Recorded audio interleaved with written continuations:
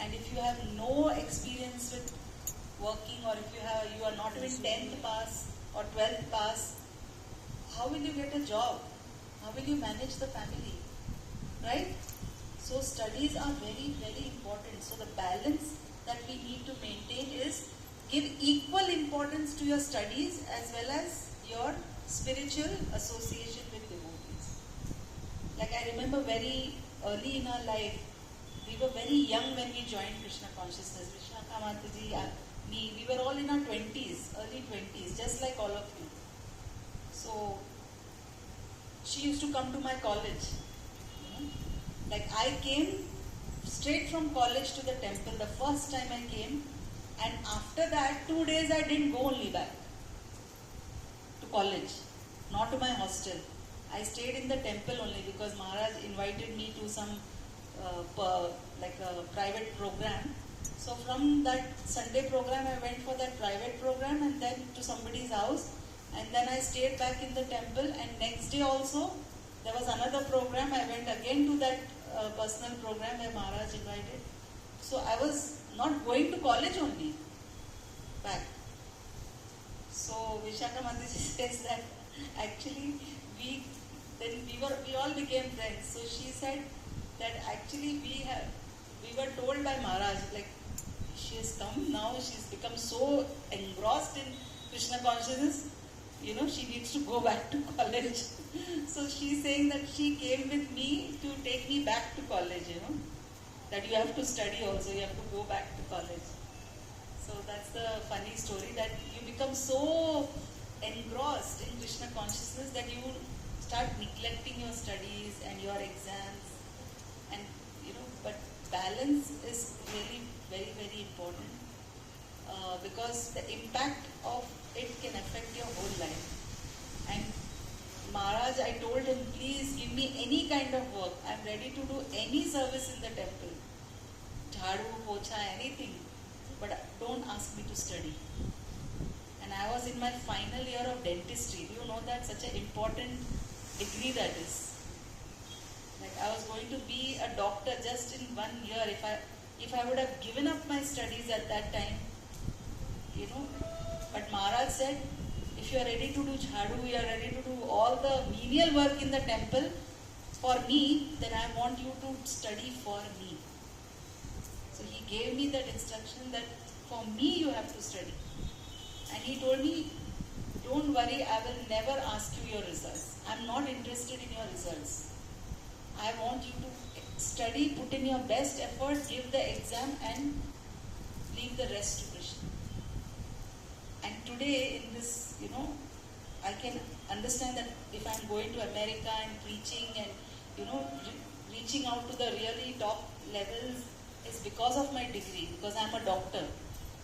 So if I would have given up that, then I wouldn't be preaching today, I wouldn't have had all those opportunity to really go out and meet such important people and speak to them, because the degree and what you have, it influences other people. So you understand how it is so important that we balance everything. Like right now, you have to give equal importance to your studies as well as spiritual life. Then you go into the married life, right? So earlier the understanding was, we used to encourage that, in the Vedic times, women did not have to work, don't have to work. But in today's day and age, all the education that you are getting, it is very, very important that you utilize that education, whatever you have been given. If it is really necessary, if it is your choice that you don't want to work, then that is your choice. But if you really need to work, like some of the devotees, the husbands, suppose they are not in that level where they are earning so much, you have to balance the family, right? You have to balance the finances out, because it is so important for your children's school, for medical, everything there is a need of money. So you may have to work, right? So you have to understand that after marriage you might have to even work. And if you have to work, then you have one more thing added. One is office work one is your housework, and then one is your spiritual life, which you have to continue without fail. So, how can we maintain that balance? As I told you, you have to have your goal set first. Because once you have your goal set, you will be able to balance more easier. If you know where you are going, the direction in which you are going. So, what is the goal of our life? We really want to please Krishna, right? That is the goal of our life. To do every activity to please Krishna. Once our goal is set, then every activity we have to see that we give priority on that consciousness of really wanting to please Krishna in everything that we do. So then you cannot do anything in an extreme way. You have to balance. What is the meaning of balance? Sometimes you give importance to this one aspect, and sometimes you give importance to the second aspect. And you keep set timing and set this for each one of your activities. Just like in the skit we saw that if you wake up in the morning, then you can do so many things. You can cover everything in a very, very easy way. Right? That is time management. And we all have experienced that when we make a habit of waking up at 5 in the morning, then your spiritual life is taken care of in the morning. The first thing, right? How do we please Krishna first? Is by chanting, right? When we make this habit of waking up in the morning and completing our sadhana, whatever it is, 5 rounds, 4 rounds, whatever. Rounds is not important, how many you are doing. But once we do that, the first thing is when we finish our spiritual, service to Krishna, then you will see after that everything goes so nicely. And we all have experienced, those who are married and who have, like when our chanting is not done in the morning, everything gets affected. So, this is the first thing. And then, second idea or second thing that you can do is planning. Planning the previous day. What you are going to cook. So many times we become late for office and for breakfast and all because we are not ready with what we are going to cook in the first place. And then you wake up in the morning and decide, okay, rava nahi hai, poha nahi hai, and then you run around, So balance means you are planning a little bit ahead. And third tip that I want to give, because we have to keep this short, is that always you can remain balanced if you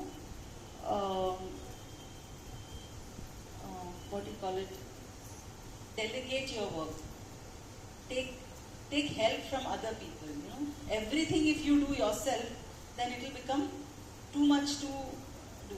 So wherever you can give some help, like if you have a servant, then you give her some chores so that it becomes easier. If you cannot afford a servant, then you plan in such a way that some things your husband can do or something you can do.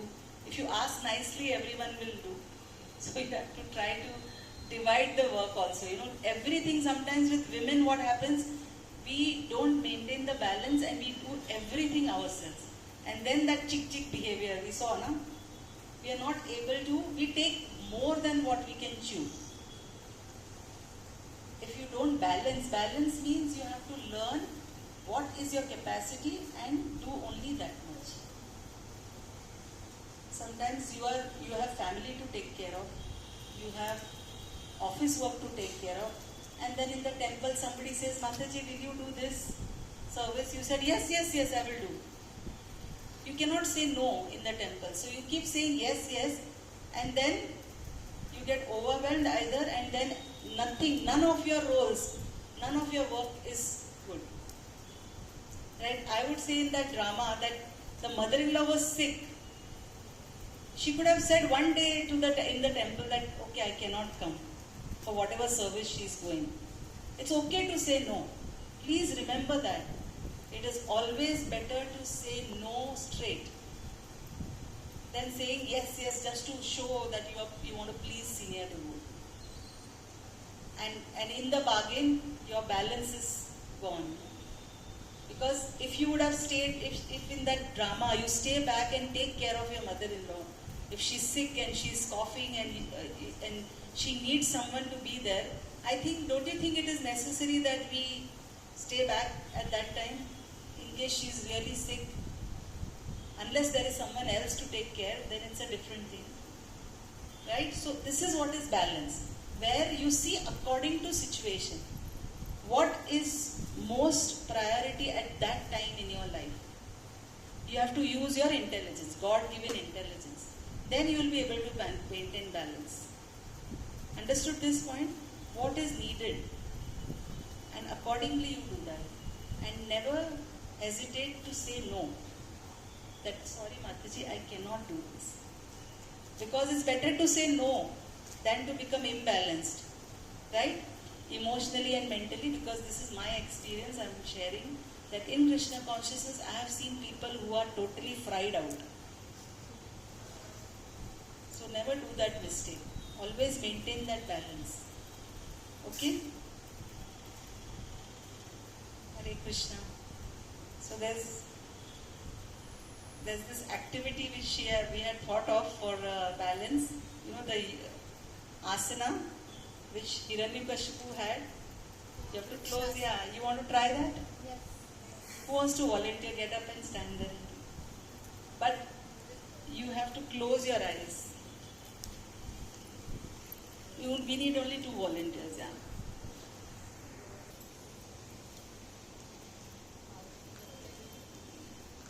This is what happens. You close your eyes now. Close your eyes. You saw the difference, what happens as soon as you close the eyes? Because as soon as you close the eyes, the balance goes out. That means, what is the learning from here? Fix on your goal. Always. When your eyes are open and fixed on the goal, then you will be able to maintain balance. And the goal is to please Krishna. And pleasing Krishna means you have to please your family, please the devotees, please your boss in the office, and also take care of your spiritual life. Everything has to be with the aim of pleasing Krishna. So when your goal is set, then you will know how to balance all the different aspects of your life properly. Right? So keep your eyes open. Now one more asana. I want 2 volunteers again. You both, yeah? You want to do? Any 2, huh? Yeah, I was wondering, any 2 volunteers. Just count. Now this is an asana. Maybe you all both are wearing saris. So it's like a combined asana. You have to put both your legs up and join your feet together. And you can try? Yeah. Because your skirt will go up, na? So it's better you and you do it. Or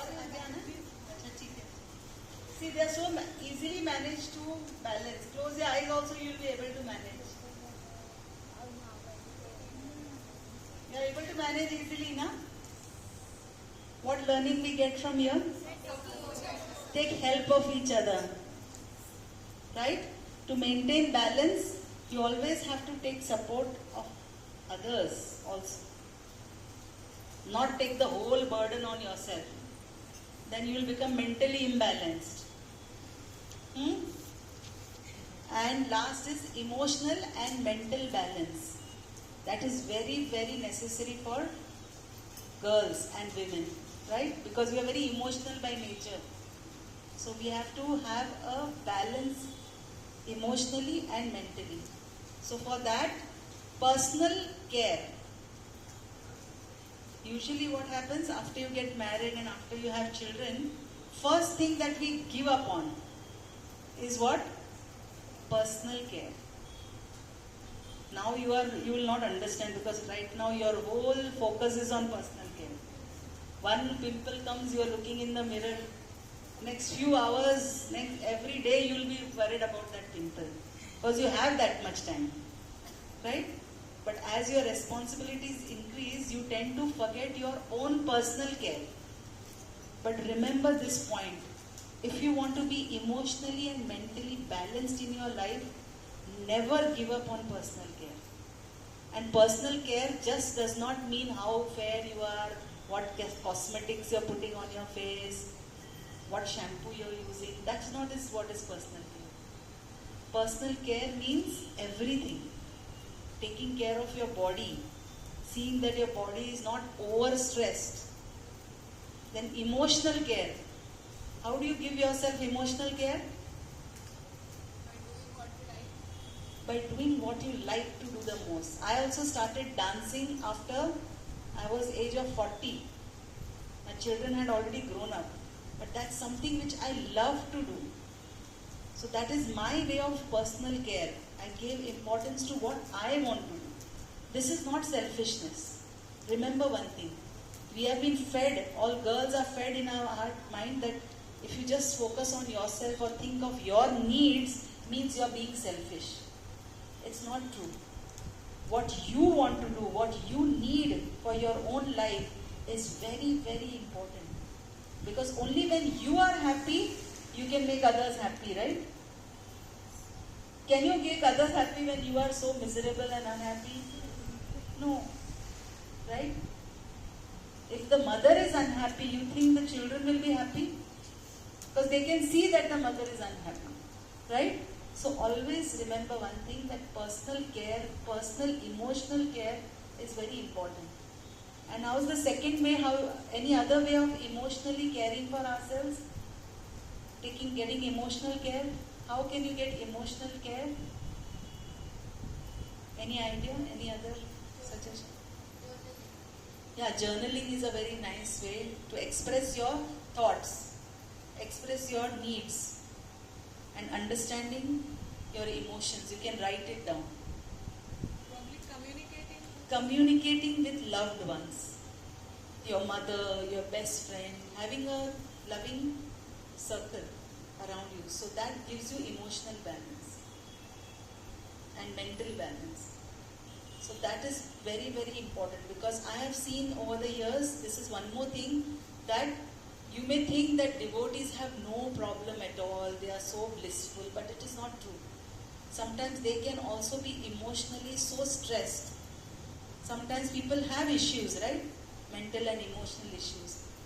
And every devotee also needs that emotional care. And at that time, if we tell them just chant and be happy, everything will be fine.